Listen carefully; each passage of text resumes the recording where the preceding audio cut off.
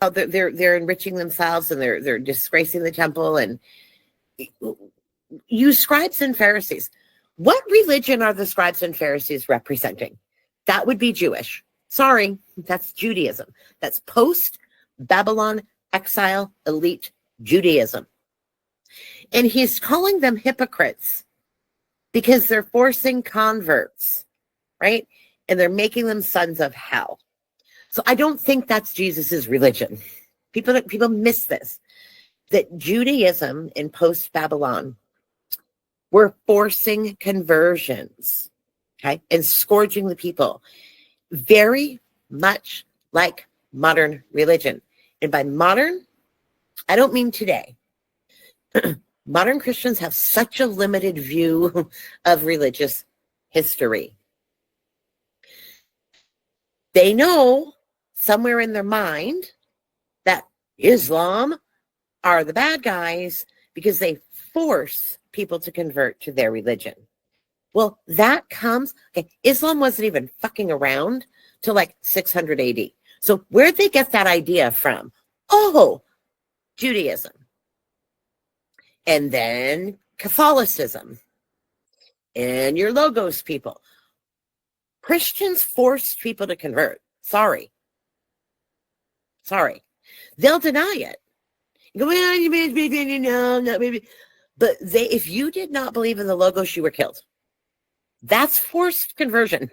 Okay? Like you have to practice. Hi, and welcome to our Bible study channel.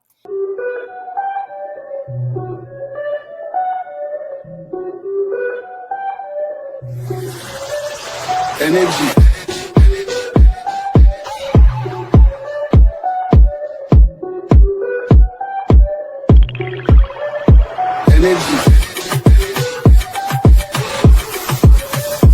Energy.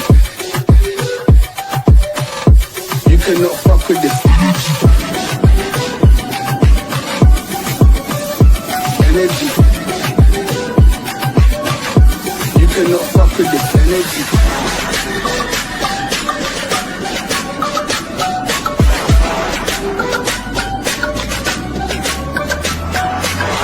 All those in the flesh, all of those who are listening, don't miss the message, judging me. You cannot fuck with this energy. Energy. These are videos that go pretty in depth. First thing you should probably do is pause and read our 12 rules for reading biblical text. And if you don't like the 12 rules, or you don't understand the 12 rules, well, I don't have time to explain them all. Go back to the book that I wrote and uploaded on this channel, which takes you through the entire arc and how we made these quote-unquote 12 rules as a framework of what we found after 7 years digging meticulously and carefully through the text. So if you're confused, go do that. If I refer back, well, that's probably because we actually post these things in order. So they're all done in series. And if you jump in at the middle of a series without any schema or background knowledge, and you get all pissed off, well, that's also not our problem. This is a group where we go line by line, scroll by scroll through the text. Warning, we are not language sensitive, so if you can't handle some cussing, it's not the place for you. We also do not endorse nor approve of pretty much any mainstream theology. So if you're looking for that, also definitely not the place for you. We do a video about the characters that we use in our Bible study series. And the reason we do this is sort of so that they can kind of get in your head. So we do have a video explaining why we chose the people we chose and how their sort of energy characteristics go along with the biblical characters to modernize it for people so they know what the heck we're reading. Clearly, the Roman Church was not doing their job and looking for the lost sheep of the reunited House of David. So that's what we're doing, okay? We're taking that away from them because they screwed it up. The brilliant rabbis also down there in Babylon are also not looking for the lost sheep of the reunited kingdom of David. So you're not going to hear, let's follow Rome. And you're not going to hear, let's follow the rabbis on this channel. Because, sorry, not sorry, but the Bible wasn't actually written for the corrupt Levitical priesthood post-Babylon and Persia to read it through their little janky books. And it also wasn't written to be read through the eyes of pagan 4th century church fathers. So we're not doing that either. You guys can both have a seat. Oddly enough, the Bible also wasn't written to be read through the eyes of some dumbass scholars with pieces of paper that say they're smarter than everyone, but have never seen a Davidic covenant in their life. Not written for them either. You know who it's written for? It's written for the reunited house of David, who are actually in covenant and are actually the sheep. That's who it's written for. That's why nobody else can understand what the heck's going on. What you are going to hear is what you're supposed to hear, which is, let's follow the king. And let's get started. So,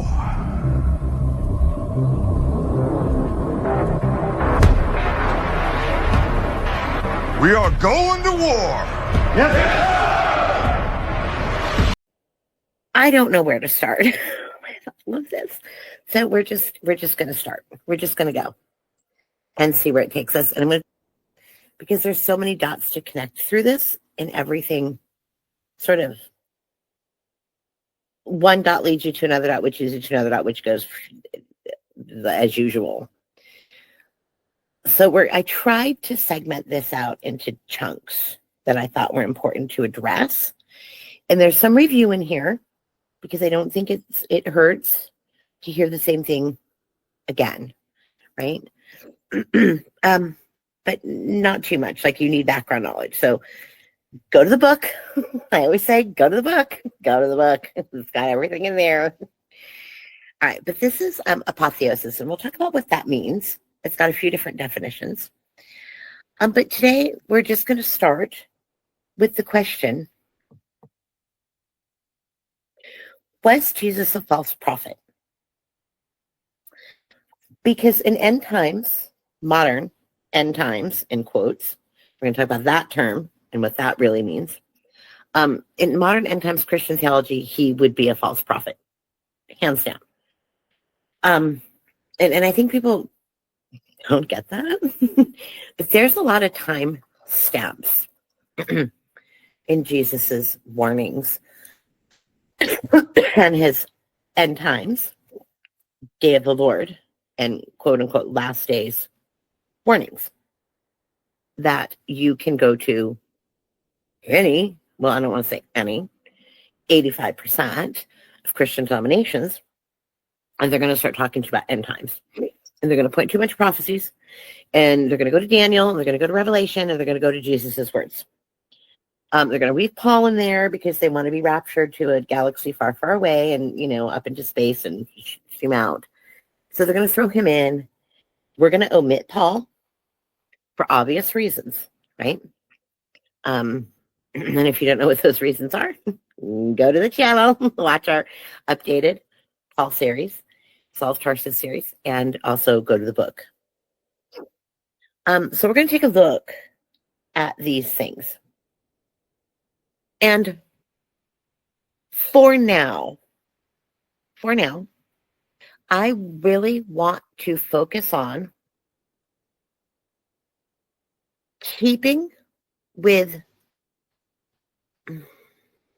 the original mission or premise or purpose of this group, which was to read biblical text for what it says, right? And use the process of pulling meaning out of the text rather than putting our own meaning and biases into the text and just see what we get. Let's just see what the Bible actually says when you remove all those layers of evolutionary Christology that have been baked in over the centuries. So that was our premise, one of them. The other premise was to put ourselves, it goes along with the first premise, right? But it's to kind of put ourselves in the first century mindset is best we can. Like, we can't do that fully, but as best we can to keep that peace in mind. to put ourselves in that ancient Hebrew mindset, and understand some of the history and the culture. And with all of that also comes a supernatural worldview, in understanding that not only do I have a supernatural worldview, but the apostles and Jesus certainly had a supernatural worldview, and the Bible is a supernatural book. So we have to keep that in mind also. And those three things were sort of what I really wanted to focus on when I started this. And boy, has it led us down some rabbit holes, hasn't it? So with that in mind, I don't want to right now focus on the question, where are we in the biblical timeline? That's not the question that we're going to look at. We'll get there. But to start, I think it's important to look at where they were in the biblical timeline, because we're putting ourselves back in that century. So I want to really stick to that and remain faithful to that at first. And I'm going to give you an example of why. I'm not saying that you can't apply the teachings, the lessons, the theology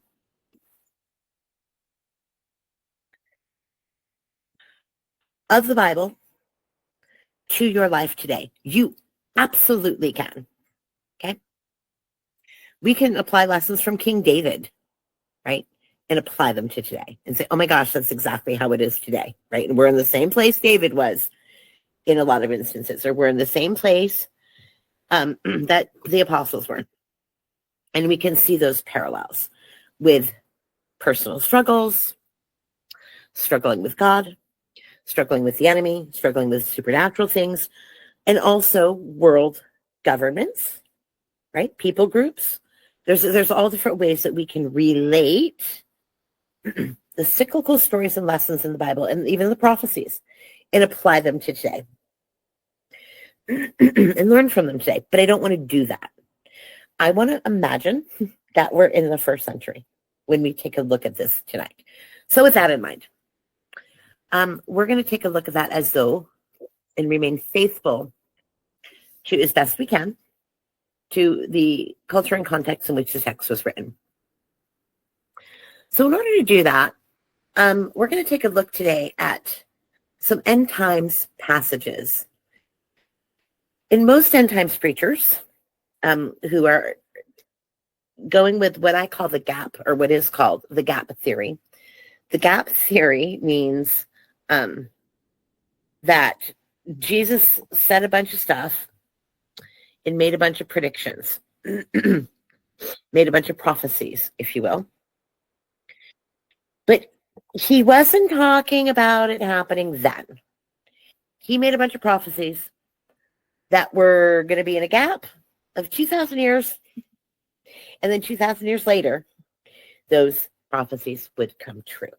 That's what the gap theory says. Yes, he made these prophecies. And yes, we believe that Jesus was, working with God. And so his prophecies have to come true. But he didn't really mean what he said for the first. He wasn't talking to his first century audience of disciples and apostles. No. He was talking to us 2,000 years later. And oh, look, there's a new state called Israel with the Rothschilds, and that's prophecy. And oh, look, they're dicking around in Syria, and that's prophecy. Oh, look, they're, and then they take all these Old Testament prophets and apply them to modern times. We're not doing that. Okay. And there's a reason we're not doing that. And hopefully you'll see that reason tonight. So the first thing we're going to do is most of these end time preachers who claim that Jesus made prophecies and there's a gap and they're not going to come true for 2,000 years. And here we are. Go to Matthew 24 first. That's a big problem. And you're going to see why that's a big problem in a minute. Because if you read, we know that Matthew, Mark, Luke, and to some extent John will go back and tell the same story. And just so to give you different threads to pull. The most infamous one of these that we've gone through is in our Saul of Tarsus series, where it's like, beware the leaven of the Pharisees, beware the leaven of the Pharisees and Sadducees. Ooh, and then Mark came along and he's like, beware the Pharisees and Herods, right? So they all give you information. They just give you a little bit different And they give you all these different strings to pull to get this whole idea. All right. Well, the same happens with Jesus's prophecies about the quote unquote last days. He talks about it in Matthew, which is the place the preachers love to go. He also talks about it in Mark, and it's also recounted him talking about it in Luke. But the problem is when you put Mark and Luke with Matthew, which they love to quote, it paints a very different picture. And you start to see Matthew a little differently. So let's go there now. We're going to go ahead and read Matthew 23 to 24 right now. And click share this tab instead. All right, here we are. We're actually going to start back here in 24. And we're not reading Matthew right now, right? In our group, we're still in Luke. We're kind of stuck in Luke right now. And we are going to get back to that. But my computer's stuck. It always sticks because it's very, very slow. All right, it doesn't want me to make this bigger. I don't know why. Why did I want to go here? Okay, these are called the woes in Matthew 23. And he's saying, woe to you, scribes and Pharisees, you're hypocrites. Woe to you, scribes and Pharisees, you hypocrites. Woe to you, blind guides, right? So he's really, really scourging. The scribes, who we talked about in Luke, are those legal experts with the law, right? And the Pharisees. And he called them hypocrites twice, okay? He's calling them blind guides. He's yelling at them for converting people. Okay, he actually says, you travel over sea and land to gain a single convert, and when he becomes one, you make him twice as much son of hell as you are. You shut the kingdom of heaven in people's faces, for you neither enter yourselves nor allow those who would enter to go in. So he's accusing them of actually blocking the way to the Father. You fools and blind men, which is greater, the gold or the temple that makes the gold sacred? If someone swears by the altar, it means nothing. But if someone swears by the gift that's on it, he's bound by this oath. He's yelling at them about the way they're dealing with the temple. Okay. And again, another woe. Scribes, Pharisees, hypocrites. Again, scribes, Pharisees, hypocrites. So, and again, woe to you, scribes, Pharisees, hypocrites. Woe to you, scribes, Pharisees, hypocrites. You build the tombs of the prophets and decorate the graves of the righteous, and you say, if we had lived in the days, we have not have taken part in them shedding the blood of the prophets. So he's scourging them. He's calling them snakes. He's calling them brood of vipers. How will you escape being condemned to Gehenna? He's yelling at them for their religion. He's yelling at them, saying you're the descendants of the people who murdered the prophets. He's yelling at them from keeping people from finding God. He's yelling at them for forcing them to convert. So he's doing a whole lot of yelling at the people in Jerusalem, specifically right now in Matthew 23. Jerusalem, Jerusalem, you who kill the prophets and stone those who are sent to you. So he's basically going up against, and remember, Jerusalem's like Washington, D.C. Americans have such a hard time with this, understanding that Judaism, Jewishness, in the first century was forced on the population by the elite priesthood. People don't get that. They're like, Jesus is Jewish. If he was remotely Jewish, it's because he was forced conversion living in the land. And I don't believe he took on that conversion as he's yelling at them right now. What do you think? What do you think when he's up here talking about how they're enriching themselves and they're disgracing the temple, and you scribes and Pharisees, what religion are the scribes and Pharisees representing? That would be Jewish. Sorry, that's Judaism. That's post Babylon, exile, elite, Judaism. And he's calling them hypocrites because they're forcing converts, right? And they're making them sons of hell. So I don't think that's Jesus's religion. People miss this, that Judaism in post-Babylon were forcing conversions, okay, and scourging the people, very much like modern religion. And by modern, I don't mean today. Modern Christians have such a limited view of religious history. They know somewhere in their mind that Islam are the bad guys because they force people to convert to their religion. Well, that comes, okay, Islam wasn't even fucking around till like 600 AD. So where'd they get that idea from? Oh, Judaism. And then Catholicism. And your Logos people.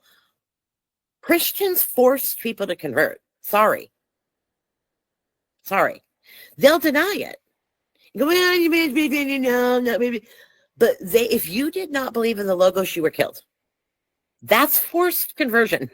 Okay? Like you have to practice this way or else. That would be forcing. So, Islam gets the bad rap for it. But throughout human history, religion and politics were merged. Okay? It's a very recent, very modern, very United States thing to think that religion and politics are separate. They weren't, ever. That's why you have a Church of England. It's not like the Church of England was their favorite church, right? It's like the church you have to worship in or else. That's why the whole Protestant Reformation happened, because people were forced politically because there was no separation of church and state. And the best way to explain that is Islam. But it started with Judaism in Jesus' time, and that's what he's talking about. And people need to understand that. Okay? So don't tell me Jesus was Jewish. He wasn't. They're like, well, he wasn't a Pharisee. No. Judaism happened after Babylon. There was no Judaism before 500 BC. There was no modern Judaism until after 70 AD. So they're even two separate religions. The modern Judaism is not the Judaism of Jesus's time. It wasn't. And the Judaism, so modern Judaism did not exist when Jesus was walking around. It wasn't there. Okay, well, it didn't exist. Neither did Islam. Didn't exist. Neither did Christianity. Didn't exist. And 500 in Judaism of Jesus's time did not exist until 500 years before Jesus was born. So this isn't the religion of King David. That needs to go away. That's not historically accurate. That's a myth. That's a political narrative that we need to get over and stop being ignorant of. Okay? So he's scourging these people. And I want you to know his audience. His audience, Jesus is such a badass. He rolled himself into Washington, D.C. Okay? And started screaming at them about how they're hypocrites. You fucking bunch of fucking lawyers. You assholes. You're treating the people like shit. You don't represent God. As a matter of fact, you're stopping people from finding God, right? So imagine someone rolling up into Washington, D.C., but Washington, D.C. is just not just in control of the corrupt government of the United States. They're also in charge of the corrupt religion of the United States. Imagine that, okay? That's where he was, because there was no separation, all right? Now, there's little nuance with, Northern Kingdom, Southern Kingdom, whatever.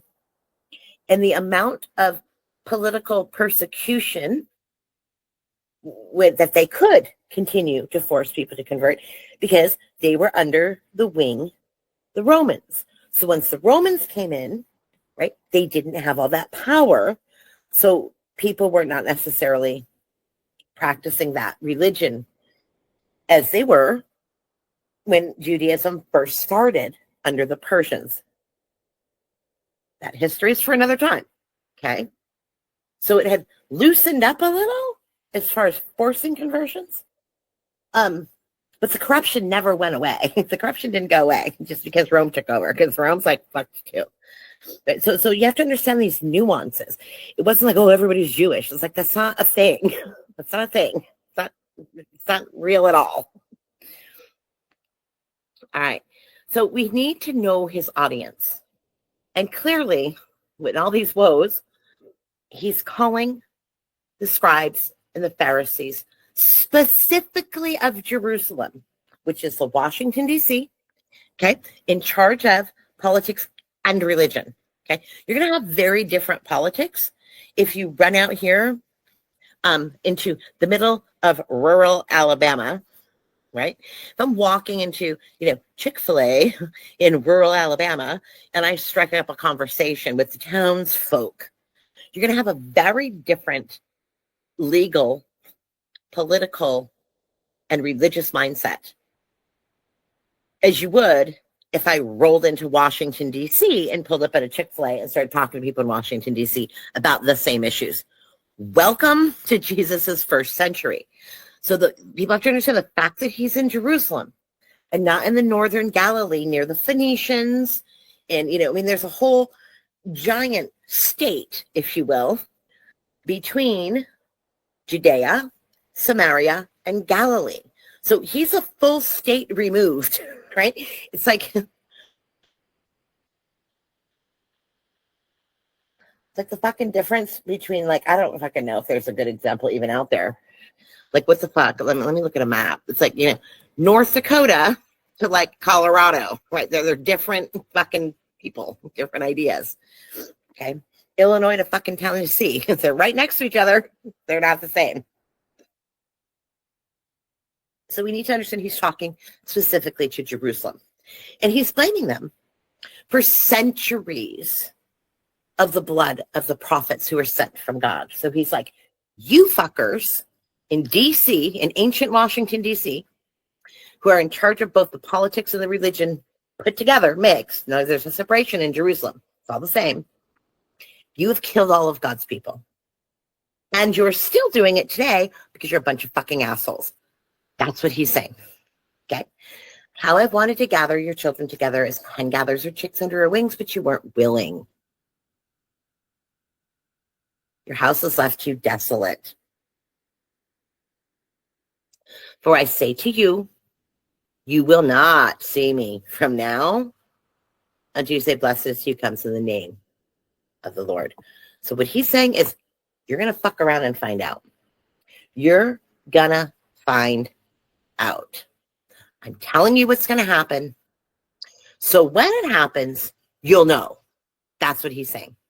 Okay. And he's specifically speaking to the people, the priesthood, and the legal experts in Jerusalem who are working together because there's no separation of corrupt church and state.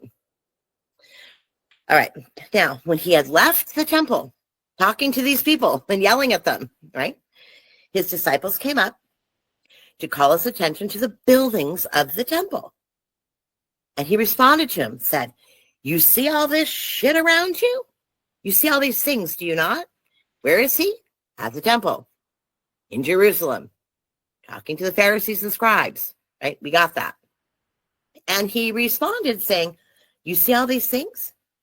I tell you, did he say, I tell you, Susie Evangelical in the Calvary Chapel 2,000 years from now? No, he did not. He says, I tell you the truth. Who is you? Well, that would be his disciples, his students who are standing in front of him in the first fucking century in Jerusalem when he just walked out after yelling at the Pharisees and the scribes in Jerusalem. I tell you, disciples, the truth. Not even one stone will be left here upon another that will not be thrown down. So where is he? Setting? Jerusalem. Smaller setting? Temple. Who was he yelling at? scribes and Pharisees, the Jews in Jerusalem. And who is his audience now? His disciples. So what is going to be falling? That would be the temple. So he is prophesizing the destruction of the temple. All right, that's the first one. They kept walking, and he sits down on the Mount of Olives to have a break. Okay? And the disciples came over to him privately, right? Because he's always got his groupies following, and all the people are following, listening to him teach. Well, the disciples came over privately and said, "Hey, Jesus, tell us, when are these things to take place?" What things, disciples? Oh, that would be these things. The buildings of the temple, where there's not going to be one stone left upon another that's not thrown down. What things? When is this going to happen? Is there anything else that they're talking about here? No, there's no other context. This is not end of the world. After, well, in a long, long time away, eventually there's going to be a whole nother temple that they're going to build with this really rich family. It's going to have this new country, but it's like thousands of years away. Don't worry about it. And then that one's going to get rebuilt, and then we're going to destroy that one. Like, that's not what he's saying, okay?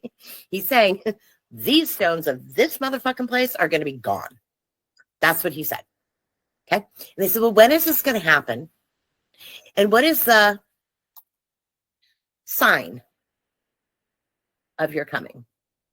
Wait a minute. What is the sign of your coming? Doesn't Jesus teach his followers to watch? That's what these evangelicals love to preach about. Keep watch. Keep your eyes on Jesus. Raise your head because your redemption draws nigh. Keep watch. He comes like a thief in the night, so you better be watching. Like, that's a favorite thing, right? Well, why would he be telling the first century disciples to be watching for a sign if he's not coming back for 2,000 years?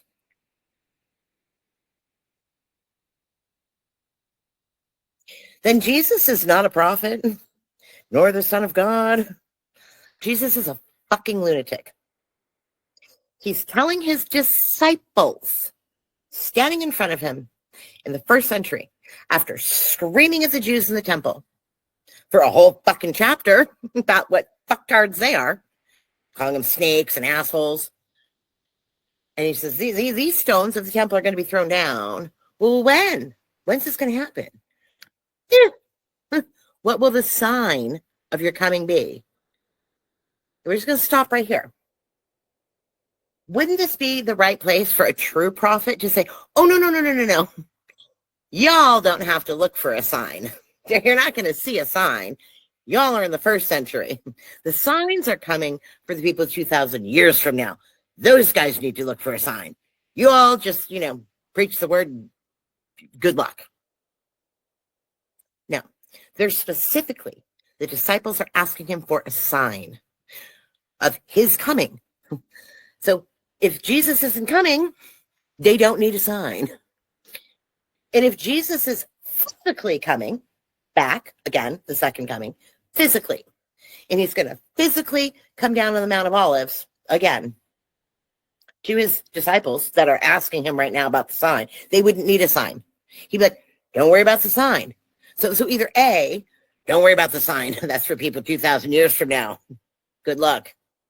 Or it would be, well, don't worry about the sign. I'm literally coming back in the flesh. So, like, next time you're strolling by the Mount of Olives, I'll just stand there and wave, and you guys will all see me. They don't need a sign because he's going to be there.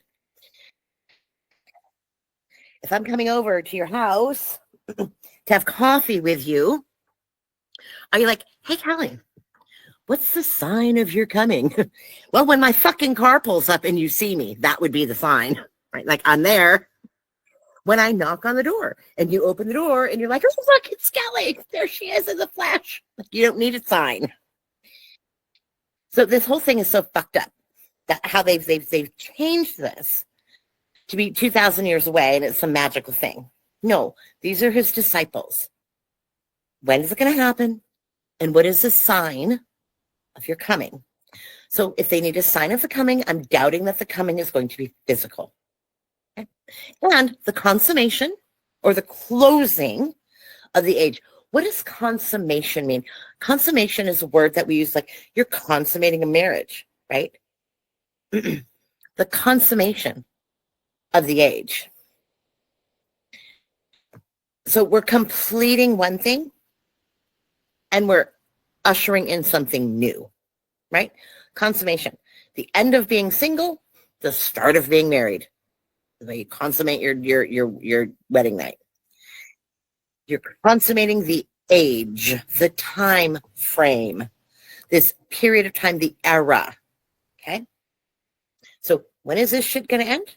This Jerusalem, DC shit, when's that ending? And what's the sign that this is happening? And so Jesus has an answer. And does he say, 2,000 years from now? Or you don't need a sign, I'll just come knock on your fucking door? Does he say that? No.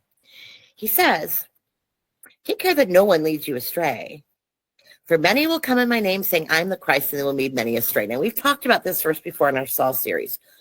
But why would Jesus warn them and say, hey, disciples that I see every day? Lots of people are going to come in my name saying, I'm the Christ, and they're going to lead lots of people astray.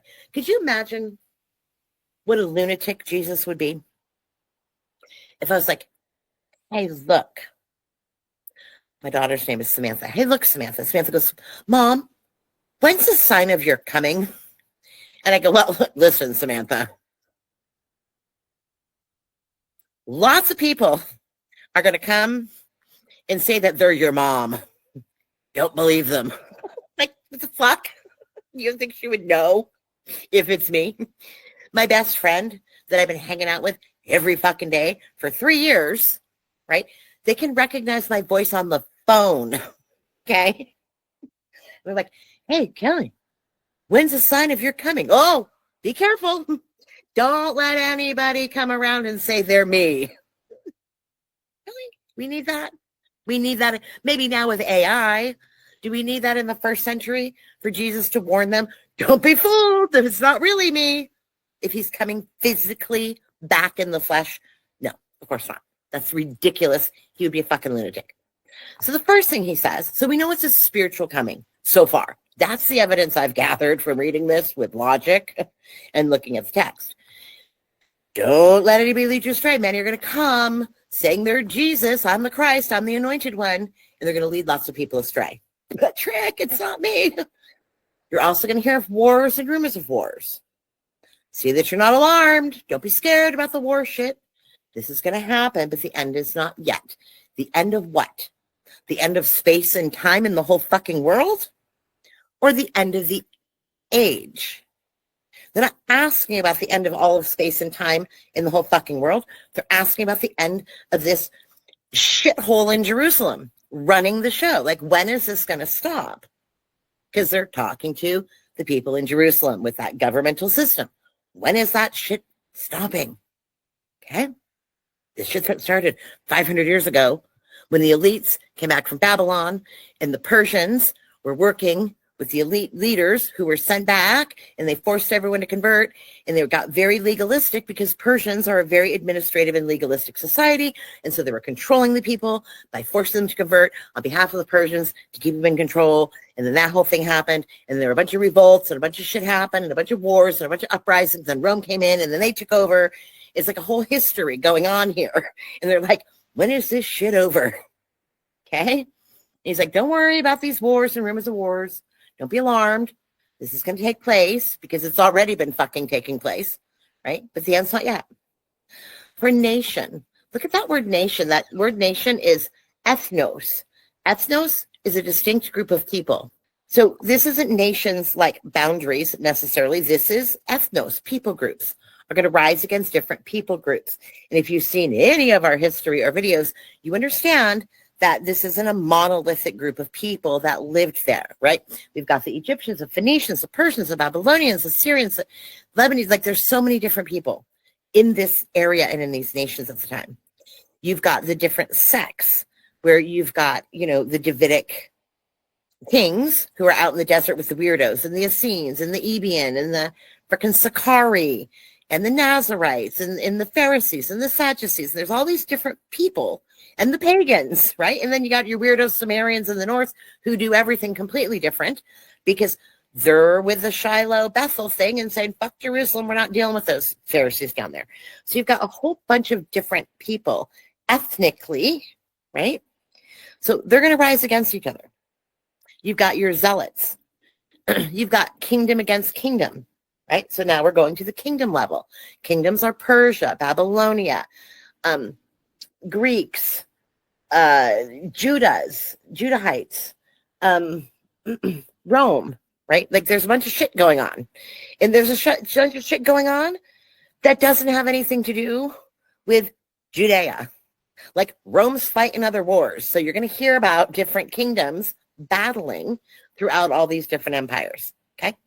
There's going to be famines. There's going to be earthquakes in various places. But all these things are only the beginning of the birth pangs. Then they will hand you, disciples, in the first century, over to be persecuted. And they're going to kill you. And you'll be hated by all peoples groups because of my name. Every motherfucking buddy's going to hate you. All people groups, all ethnos. Okay, I shouldn't have to explain that word. Ethnos, ethnos, ethnos, ethnicity, because of my name. And at that time, many are going to fall away, and they're going to betray one another and hate one another. Many false prophets will arise and lead many astray. And because lawlessness will be increased, the love of many will grow cold. Now, I want you to look at this word for lawlessness. I just want to highlight this word, and I want you to write it down. Anomia. Okay? We're not going to talk about that word today, but in an upcoming video, we're going to hit that word, anomia. Okay? Lawlessness will be increased. The love of many will go cold. But one who endures to the end will be saved. And this gospel, which gospel, Jesus? This gospel of the kingdom will be proclaimed in all the world as a testimony to every nation, every people, and then the end will come. Excuse me, Jesus? What gospel will be proclaimed to all the world? To every ethnic group of people? To every people group? Not every land nation. And it certainly doesn't say the gospel of Paul. It doesn't say the gospel of salvation. You guys don't need to know that yet. The 13th apostle is going to come and tell you about the gospel of salvation. So don't you worry about that either. No, Jesus is saying this gospel of the kingdom, not the gospel of salvation, not believe in your heart, the gospel of the kingdom will be proclaimed in all the world as a testimony to every people group. And then the end will come. The end of what? Jesus? What was it the end of? Oh, the end of the age. Of the Pharisees with the temple getting destroyed. That's what he's talking about.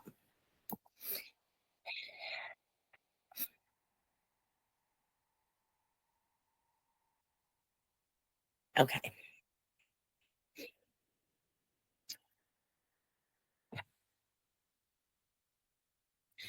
Therefore, when you see the abomination of desolation spoken of by the prophet Daniel, standing in the holy place, let the reader understand, then those who are in Judea must flee to the mountains. Whoa, whoa, whoa, whoa, whoa. Aren't we supposed to have this? The evangelicals would have you believe that the abomination of desolation, spoken by the prophet Daniel, is going to be the Antichrist 2,000 years in the future, standing in the temple of the Jews that they're going to rebuild in Rothschild Israel. That's the story, and they're sticking to it. Okay, that's what they're telling you. This says. Does that sound like what Jesus is saying? When you, disciples, see the abomination of desolation by Prophet Daniel, standing in the holy place. Where is the holy place? Do you think God's holy place would be a temple built 2,000 years later in a country that hijacked the name Israel and is secular and owned by the Rothschild family? And it's built by a ethno-religious conglomeration of rabbis from a religion that didn't exist in Jesus' time, and those rabbis happened to completely reject Jesus himself. Do you think that would be the temple of the holy place? Just asking. Or do you think maybe he's talking to his disciples? Yeah. When you see that, those who are in Alabama must flee to the mountains. It doesn't say that. Oh. Those who are in the church in Hawaii must flee to the mountains. Those who are listening to Perry Stone,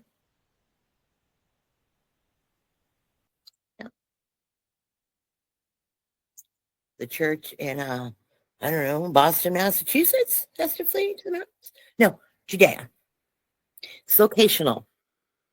People who are in Judea, Southern Kingdom, who's a little different land than the original Judah, which is why it's called Judea, must flee to the mountains. Which mountains? Well, that would be the mountains of Jordan, where the Qumran community ran to and hid their scrolls. Maybe that. The one on the housetop must not go down to gather what's in his house. And when the field must not go back to pick up his coat. Why not? Well, because the fucking Roman army is going to surround Jerusalem and everyone's going to get slaughtered. Maybe that. Just saying. And woe to the women who are pregnant and to mothers who are nursing in those days. And I pray that your flight will not be in winter or on the Sabbath, for there will be great suffering, such as not been since the beginning of the world until now, and will never be again. And unless those days were shortened. Which days? Which days, Jesus? Those days. Which are those days? Those days when they're in Judea fleeing to the mountains. Those days. After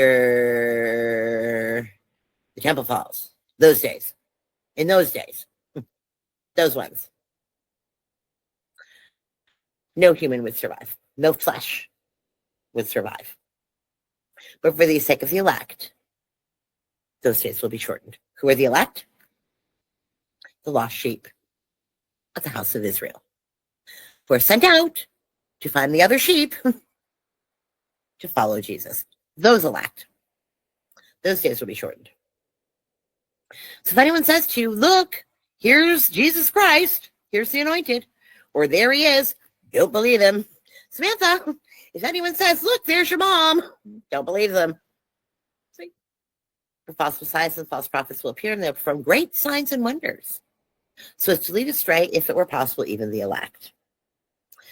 So they're going to use Solomonic magic, right?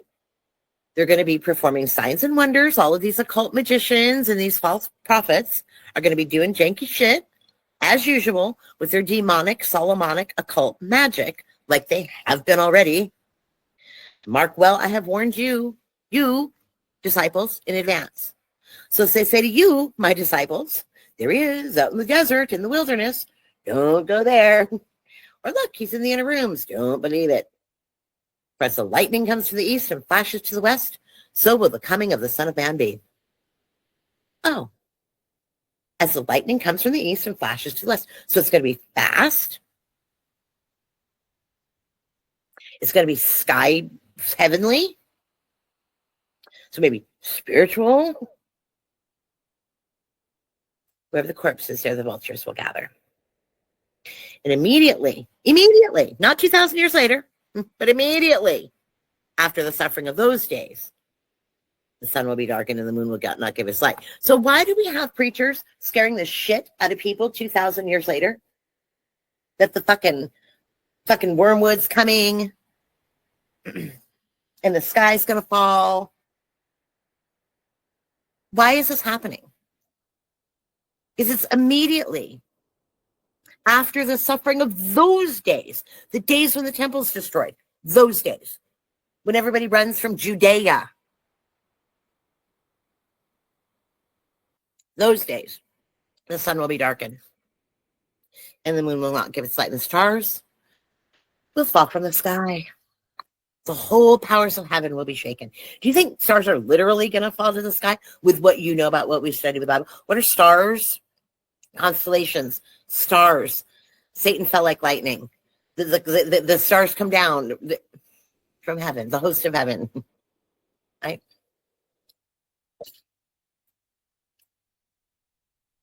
It's been literal stars.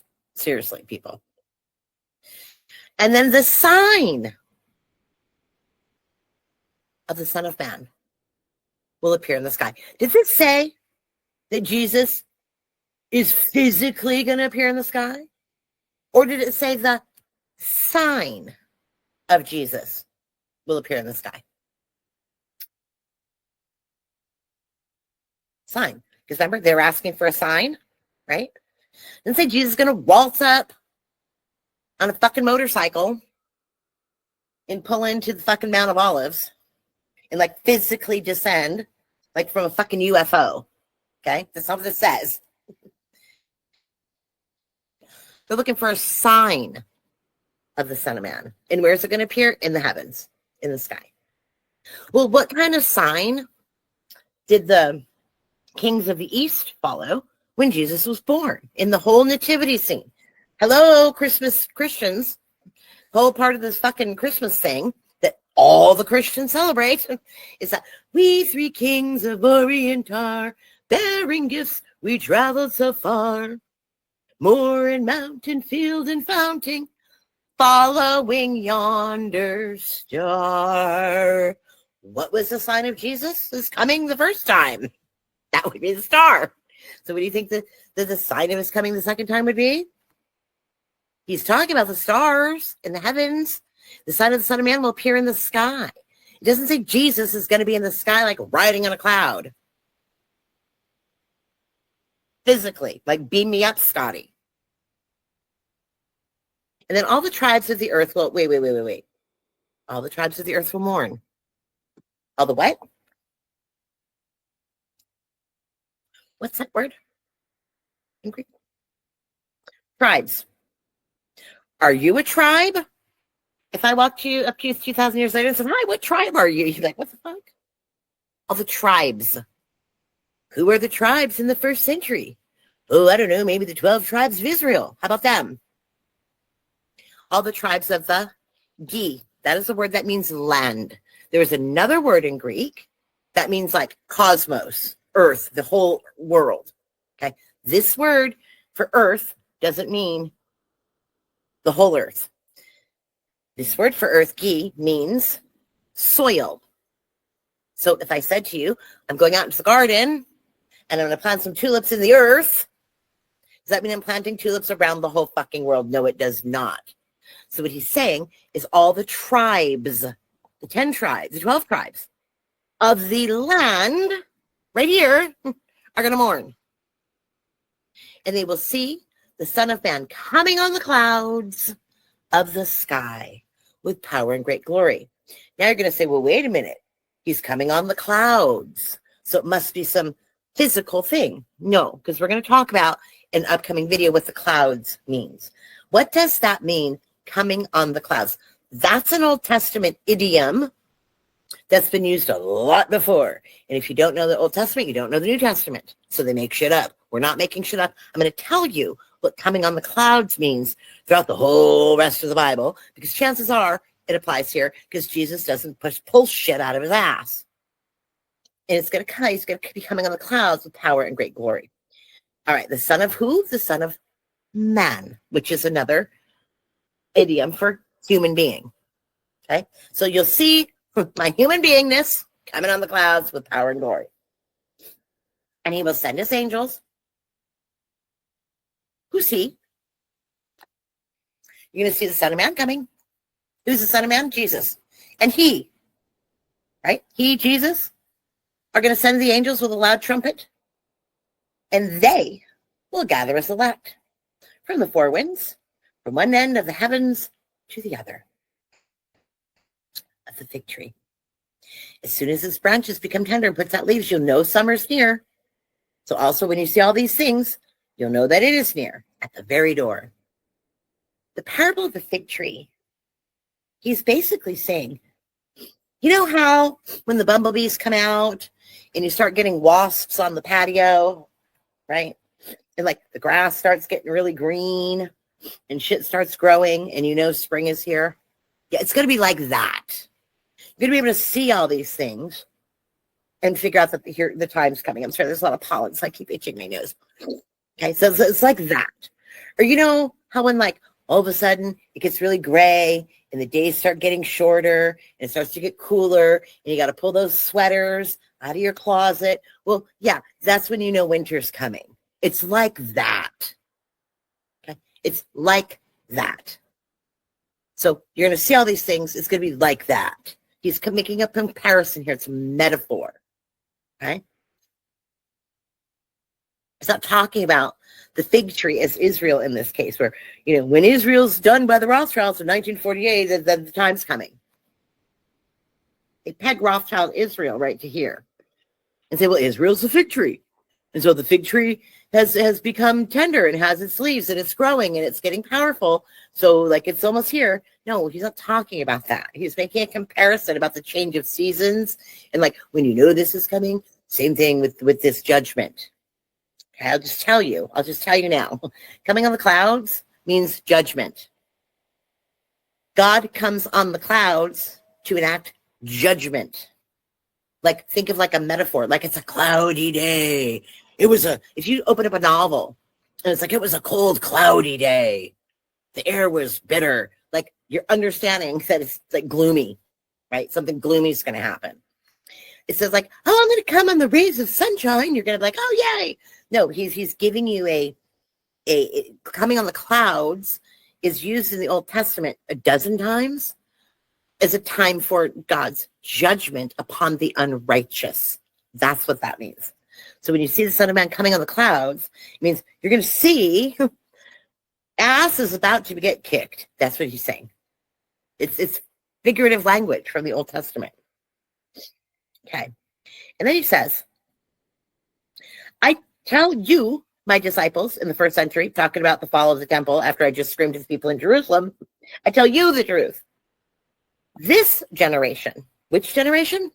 Well, the generation he's talking to, will not pass away until all these things have taken place. Okay. Heaven and earth, the land, there's that word again, land, is going to pass away. So this land is going to pass away. But my words will never pass away. But concerning the day and the hour, no one knows. Not the angels, nor the Son, but only the Father. Only my dad knows exactly when this is going to happen. So the reason I gave you all these signs is not because I'm physically coming back, because then I'd just knock on your door and you don't need a sign. And the reason I'm giving you all these signs is not because it's going to happen 2,000 years in the future. And so I want to freak you out and make you all shit your pants for a good long time, but it's really not happening to you. I'm just scaring the fuck out of you. Do you think Jesus would do that? Like, let me tell you all this fucking shitty stuff that's about to happen to you and tell you to watch for the signs and tell you to be careful and tell you to run from the mountains of Judea, but it really doesn't apply to you. I'm just going to scare the shit out of you for a while because I think that's funny. That's not my king. Okay? But only the Father knows, which is why I have to give you this list of signs. Okay? If only the Father knew when the first day of spring was, Jesus would say, well, only the Father knows when spring officially starts, but when you start to see the grass turn green and you start to see the days get longer and you start to see the trees budding, you're going to know it's right around the corner. But then my dad knows the actual start of spring. Like, that's what he's saying here. So I can't give you a day. I can't give you an hour. But I can tell you all the shit that you'll see first. For as for the days of Noah, so will the coming of man be, the Son of Man. As in the days before the flood, people were eating and drinking and marrying and giving with marriage. They weren't fucking paying attention to shit. They were having a good old time. Until the day that Noah entered the ark, and then the shit hit the fucking fan and took them all away. And they were all destroyed. But right up to that minute, when Noah got in the boat, no one paid attention to him. They're going about their lives. That's how it's going to be when I come on the clouds. When I come with the storm of judgment and punishment against the wicked. So because the wicked are going to get punished, get the fuck out of town. Imagine Jesus saying, look, when you see all this shit happening, DC is going to get fucking leveled. So make sure when you see this shit, the last place you want to be is Washington, D.C. So run on down to fucking Alabama when you see this shit happening, because we're going to wipe that bitch out. That's what he's saying. 2 men are in the field, one to be taken, one to be left. 2 women to gather the mill, one to be taken, the other left. This means it's going to be indiscriminate slaughter. Okay? You can see this. If like DC is going to get flattened, don't fucking be there. Be alert, because you don't know what day I'm going to come. But if the owner of the house knew what night the thief was coming, he'd be on alert and wouldn't allow his house to be broken into. This you must also be ready, because I'm going to come at an hour you don't expect. So don't stop paying attention. Look for the signs I just gave you. And when you see this list, make your little checklist. Check, check, check. Oh, shit, pack the car, honey. We got to go. Get the fuck out of D.C. when you see things happening. It's going to happen when you don't expect it. It's going to happen fast, and it's going to be a fucking level that place. It's not going to fall slowly. It's going to fall all at once, and you don't want to be anywhere near there. So when you see this checklist, get the fuck out of Dodge. That's what he's saying. Who is faithful and wise? And then he talks about the servant, and the wise servant and the evil servants, and who pays attention and who doesn't pay attention. And if you don't fucking listen, there will be weeping and gnashing of teeth. That's what he's saying. That's Matthew 24. Okay? That's Matthew 24. All right. Now let's go to our next one. Share this tab instead, which is Mark 13. And we're going to see if my interpretation of Matthew, which is not 2,000 years in the future, holds up in Mark as well. And we're going to share this tab instead. Oh, look, here he is. He's leaving the temple. Why is he leaving the temple? Because he was just screaming at the Pharisees for a fucking whole chapter. Remember that? So here we are in Mark. Same story. One of his disciples said, hey, teacher, look at these massive stones, these magnificent buildings of the temple. And Jesus said, you see this shit? See these great buildings? Which great buildings? Oh, the temple. Not a single stone will be left, resting on another that will not be thrown down. So while he's sitting on the Mount of Olives opposite the temple, looking over the temple, Peter, James, John, Andrew questioned him privately. And they said, hey, Jesus, when's this shit going to go down? And what will be the sign when all these are about to take place? Don't worry about the sign. You're going to see me coming on the clouds. And I'm going to say, hey, guys, I'm back. Like, you don't need a sign. You don't recognize me. You don't know what I look like by now. No. What will be the sign when this shit's going to get destroyed? So Jesus began to speak. Watch out so nobody misleads you. Then he will come on my name pretending to be me. Say, hi, Samantha. Hi, Ava. I'm your mom. Don't believe them. When you hear of wars and rivers of wars, don't be alarmed. Same thing. People, ethnos, will rise against ethnos. Kingdom against kingdom. Earthquakes, famines. These are the beginning, but watch out. They will deliver you to councils, synagogues, to be beaten, and governments and kings should be made to stand for my name's sake, to bear witness. The gospel must be preached to every nation. What was the gospel from the last one? That would be the gospel of the kingdom. Not the just believe, like Paul says. The gospel of the kingdom must be preached to every nation. When they bring you to trial and deliver to every people group. Every people group. not fucking India, not fucking Japan. Somebody's saying, all the people in the land, when they bring you to trial, don't worry of what you should say, for you aren't the ones that are going to be speaking, but the Holy Spirit is going to speak, so I'm going to give you the words. Brother will deliver brother to death, father and child, children will rise up in rebellion against parents and have them put to death. So families are going to turn on each other during this time of war. And you'll be hated on the account of my name, but those who persevere will be saved. When you see the abomination of desolation, let the reader understand. Those who are in Judea, go to the mountains. Don't come down. Don't go to the house. Don't go back to get your shit. If you lost your driver's license, tough shit, keep moving. Keep it moving. Don't go back. Okay? Don't go back. Don't go back to pick something up at home. Forget your fucking birth certificate. Get the fuck out of Dodge. Okay? Don't return to get your coat. Woe to the people who are pregnant and nursing. Why would there be woe to the people who are pregnant or nursing? Well, because babies are a fucking pain in the ass, and there's going to be famine. So they're going to be starving. Pray that it doesn't happen in winter, because those days will be such tribulation. It's never seen. The beginning of creation, which God created until now, never will be. Not in this land. Unless the day cuts through the number of days, no one would survive. No flesh would survive. So if anyone says, look, there he is, don't believe them. For false Christ and prophets will arise and offer magical signs and wonders in order to see if possible the elect. But you, disciples, beware, I've told you all this in advance. In those days, after the tribulation, the sun will be darker, the moon will not give us light, the stars will fall from heaven, the powers of heaven will be shaken, and the Son of Man will be coming in the clouds. So this is exact same thing, almost word for word, from Mark and Matthew. Okay? He's going to send his angels, he's going to gather his elect from the ends of the earth to the ends of heaven. It's a little bit different there. So now he adds in the earth, the land, to the ends of the heavens. All his people. Jesus's people. From the earth, from the land, to the heavens. Then he tells them the parable of the spring and like how this is going to take place. And nobody knows except the Father. Okay? That's Mark. Same fucking thing as Matthew. All right, let's go back to Luke. Share this tab instead. We're going to go to Luke 19 first. It said 1941. Share this tab instead. So these are the verses that your end times preachers are selling books and selling videos and preaching about and scaring you over these verses, which is clearly not at all. Jesus is not talking to you. Sorry, not sorry. Now, we will see as this series unfolds how prophecy is cyclical in nature and you can draw parallels. But we're not doing that right now. Okay?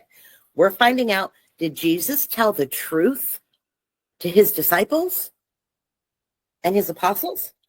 Or was Jesus a fear-mongering lunatic who should have been kind and said, don't worry about it, disciples. Nothing's really happening for 2,000 years.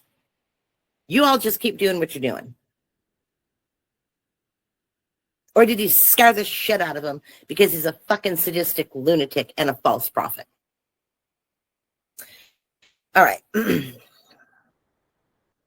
He's talking to the tax collector. That's not what I wanted to see. I think it's 19. Let me go back and take a peek. It makes me so mad, these end times preachers.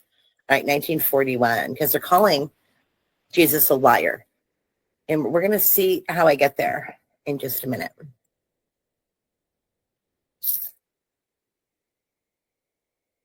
Oh, Jesus drawn near the city. What city? Well, the city is Jerusalem. Okay. And I'm trying to find it up here. He was already approaching to the descent of the Mount of Olives, and the whole crowd began to rejoice. And where's the Mount of Olives? Well, we know that that's looking across from the temple in Jerusalem. So Jesus is now in Jerusalem. And when he's coming near and saw the city, he wept over it, saying, oh, would you let even you motherfuckers, even you, motherfuckers, you snakes and assholes, had known that on this day, the things to make for peace, but they're hidden from your eyes. For the days will come upon you when your enemies will build an embankment against you. They're going to surround you. and close in on you from every side. Who were the enemies of the people in Jerusalem, particularly the Pharisees and the corrupt leaders in the temple in DC, which is Jerusalem? Oh, yeah, the Romans. They would tear down you and your children within you.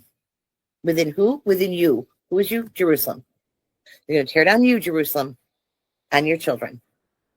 And they will not leave stone upon stone in you because you did not recognize the time of your visitation. You didn't see the signs. Having entered the temple, he began to drive out those who were selling things, saying to them, "It's written, my house should be a house of prayer, but you've made it a den of robbers and thieves." And this is where Jesus flips his shit and starts flipping over tables and yelling at everybody about how corrupt it was. So he just went into Congress and started flipping shit around. Jesus is a January 6er. That's what happened. Like way worse. Okay.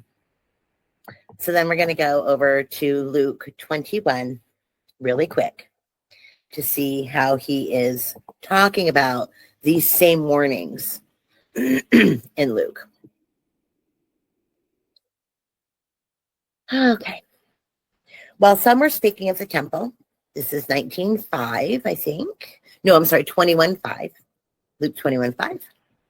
And how it was so adorned with beautiful stones and gifts dedicated to God. Jesus said, Jesus the party pooper. That's all. This shit that you see right here. Yeah, the days are going to become. It's just not going to be left one stone that will not be thrown down. Enjoy the pretty shit now. We're done. Party pooper, Jesus. That's not nice, Jesus. Look how beautiful the temple is. Look how beautiful the church is. And then party pooper Jesus comes along and says, "Oh, all this shit's gone." Sound familiar? Sounds familiar to me. This shit's getting thrown down. So, teacher, when's this going to happen? And what's the sign that these things are going to happen? So do not let us strike, as many are going to come in my name saying, "I'm he."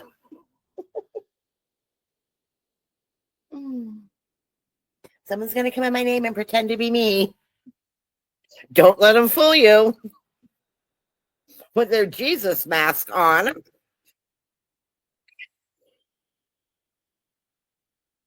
Because I'm coming back physically.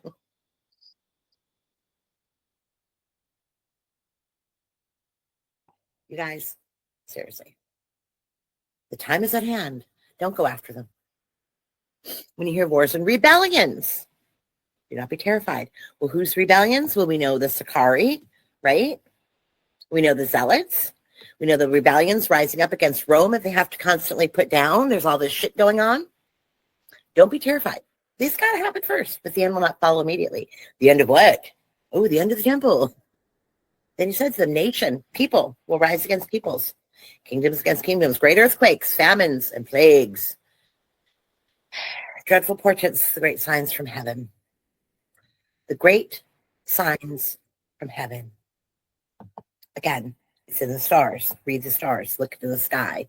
Like, oh, I don't know, when I was born, how the Christians seem to be able to do that. They'll persecute you. Bring you before kings and governors for the sake of my name. This will be an opportunity for you to witness. So determine in your hearts, don't rehearse how to defend yourself. For I'm the one that's going to give you a mouth and wisdom. None of your adversaries will be able to resist or contradict. Welcome to the kingdom of fucking David. You know what Jesus is saying right here? I'm the one who will give you a mouth and wisdom, which none of your adversaries will be able to resist or contradict. You fucking let us in. We own that door. You try to stop us, we will knock that fucker down. They will not be able to resist or contradict because the words are coming from, I'm giving you the mouth and the wisdom of the words. This isn't you. You're not rehearsing a sermon. You're not rehearsing a speech. You're not memorizing curriculum like preachers do. You're going to know because I'm going to give it to you. So don't even bother rehearsing. Shit's just going to come out of your mouth and you'll be like, holy shit, how did I fucking know that? That's what's going to happen. And the shit that comes out of your mouth is going to come from me. It's going to come from the kingdom of David, the heavenly kingdom of David, and none of your enemies are going to be able to fucking argue with you. So you know what they're going to do? They're going to shut the fuck up. That's what they're going to do. You're going to be handed over, even by your parents and brothers and relatives and friends. Some of you, they'll put to death. You're going to be hated by fucking everybody. Why are you going to be hated by everybody? Well, because you're not preaching their stupid bullshit. You're talking from me, which hasn't been happening this whole fucking time, which is why I just got out of DC yelling at the assholes in the church. That's why.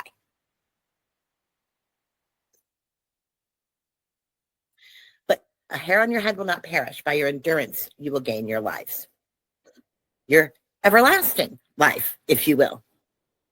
But when you see the Pentagon surrounded by armies, Rothschild, Israel, surrounded by armies, Jerusalem is surrounded by armies. Jerusalem, the place you just left yelling at. Then know that desolation is drawn near. And the temple's going to get knocked down, which is what they started talking about to begin with. And those who are in Judea must flee to the mountains, not the ones in fucking Montana. They don't have to fucking flee. Okay, the ones in Judea are going to flee to the mountains. Like, again, the people who fled to the mountains of Jordan and hid the Dead Sea Scrolls in Qumran. Those people, they fled to the mountains. Why? Because they saw the signs. And they're like, time to get the fuck out of here. Let's take our scrolls with us and shove them into the mountains of Qumran. And that's what we just discovered with the Dead Sea Scrolls. That's where this comes from. They were fleeing from Judea because they saw the signs and they ran to the mountains. Those in the midst of the city, you better fucking evacuate. Get the fuck out of Dodge. And those out in the country, don't go into the city. Stay out there with your fucking goats and your sheep and don't go to the city. That's not where you want to be. For these are the days of vengeance. So that everything has been written may be fulfilled. Woe to those who are pregnant and nursing, for there'll be great distress and wrath against his people. And you don't want to be fucking juggling a fucking kid when you're trying to evacuate because shit's about to hit the fan. Like, that's not what you want to do. So get out early and get out fast. In Jerusalem, we trampled underfoot by the Gentiles, i.e. the Romans, until the times of Gentiles are fulfilled. And again, we've got the sun and the moon and the stars. Earth's distressed nations confused by the roaring and surging of the waters of confusion. The confusing demons. They're going to confuse everybody. The demons of the sea, the roaring of the sea, the water. Remember the calm, the water ain't going to be calm here, bitches. And we're going to be confused. Why? Because people are confused with the roaring of the sea, the chaos. We talked about this so many times, the chaos of the waters. Chaos brings confusion. So people are going to be confused in the land, not the whole earth, this land, the soil. People are going to be fainting with fear and foreboding of what's coming on this world. The powers of the heavens will be shaken. They will see the Son of Man coming on a cloud. It means shit's going to hit the fan with power and great glory. That's like me saying, you're going to see me coming with the shit in the fan. And you're going to be like, oh. And modern evangelicals are like, oh, Kelly's literally going to come with shit in one hand and a fan in the other. We got to look for the fan and the shit. Anybody smell something? Don't be fooled. It's not really her. Like, seriously? Seriously. They're going to have a mask on so you don't know it's her. It boggles the mind how they cannot read. When these things begin to happen, straighten yourselves, raise your heads because your deliverance draws nigh. And he told them a parable. Look at the fig tree. This is the whole spring parable. You know that summer's near. You know that spring is near. But only God knows. Okay? When you see things happening, the kingdom of God is near. I tell you the truth, this generation, this fucking one that I'm talking to right now in the first century, will by no means pass away before all these things have happened. All these things. What's the generation? 50 years, 70 years, 100 years? Take your pick. I'm not going to argue about it. But in the next 100 years, I would even say the next 50, shit's going to happen. Don't let your mind be dulled by drunkenness or anxieties. Because if you do that, if you run around getting drunk and anxious, Time's going to slip by, and it's going to come upon you suddenly, like a trap. It will come to all those who live on the face of the whole land, soil, here, not cosmos. This is not Greek cosmos. This is Greek gi. Be alert and pray that you have the strength to escape these things that will take place and stand before the Son of Man. Okay. So now we know what Jesus's quote unquote end times warnings actually say and who he's talking to. Now, this is unambiguous Greek. It's also, for once, unambiguous English. So if you're telling me that Jesus said all of this to his apostles and his students on the Mount of Olives sitting outside of Jerusalem, but he wasn't really talking to them, he was talking to you sitting in a Protestant evangelical church 2,000 years in the future with a secular nation built by the Rothschild dynasty from the Balfour Declaration of the early 1900s, and you're going to tell me that's he was talking to you sitting in your end times church today? Then your Jesus is a fucking lunatic and he's a fucking liar. And he terrified these people for nothing because none of this happened. So then I ask you, if none of this happened, Jesus was a false prophet. Because not only did he say it's going to happen, he said it's going to happen to you, people in the first century. How do you square with that as an end times Christian? What's your answer to that? Oh, well, they didn't know that he was talking about 2,000 years. There's a gap theory and the dispensationalism. And then Paul came and fixed it on, whatever the fuck. You can't get around the fact that Jesus was calming these people down and saying, don't be terrified. But when you see this checklist, get the fuck out of Dodge. Run. Run, Forrest. Run.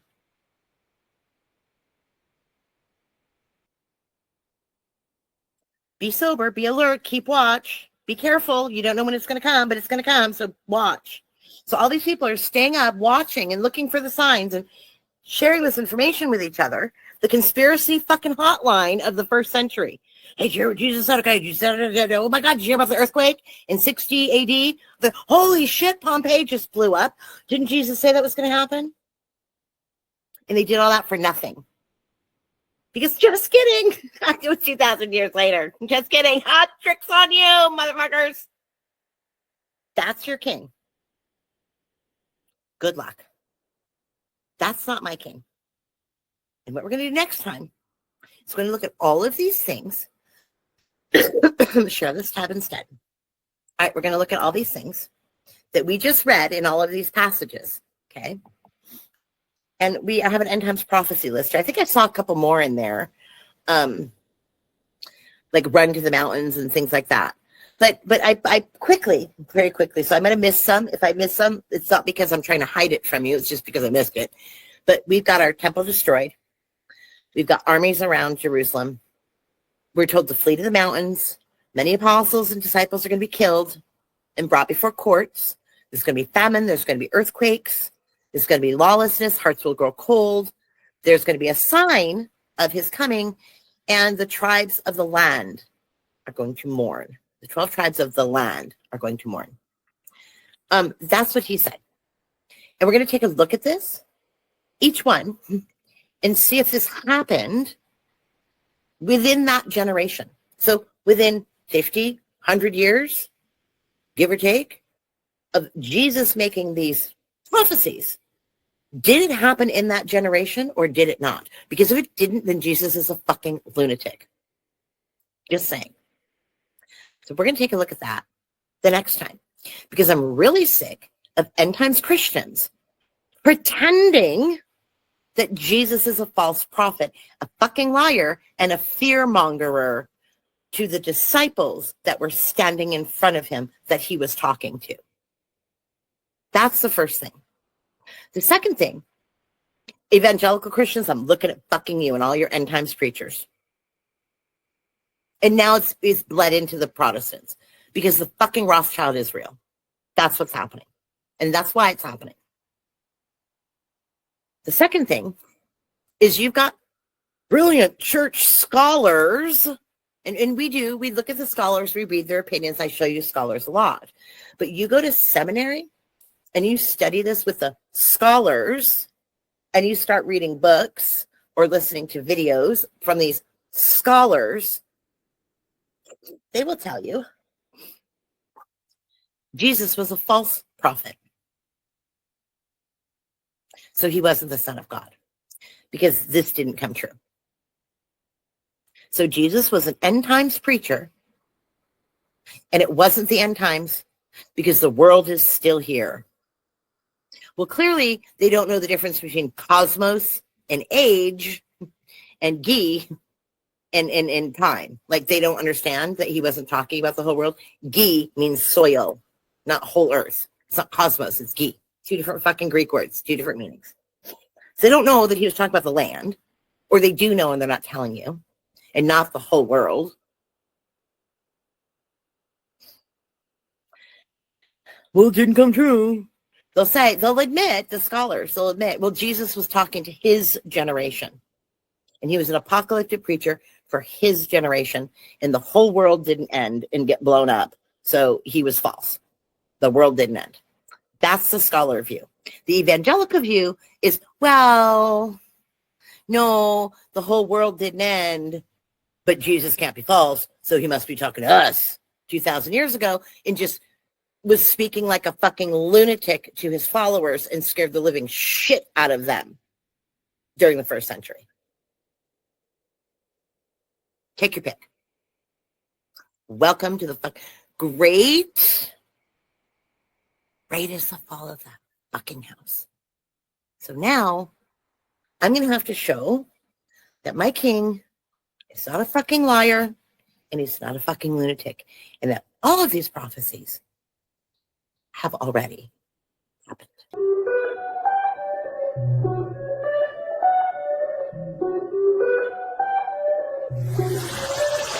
Energy.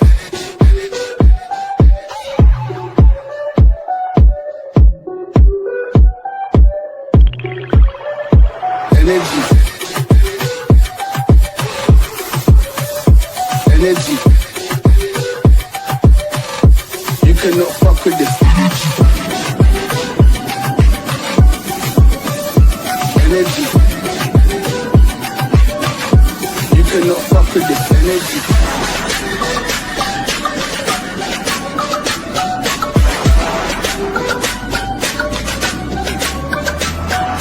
Love to do those in the flesh. All of those who are listening, don't miss the message, judging me. You cannot fuck with this energy.